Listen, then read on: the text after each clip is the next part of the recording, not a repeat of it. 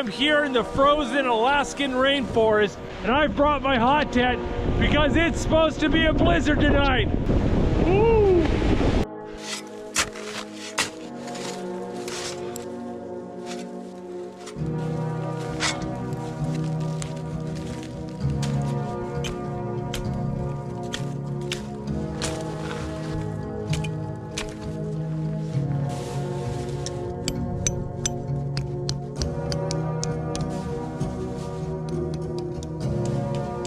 Oh, I had so much trouble getting this tent up.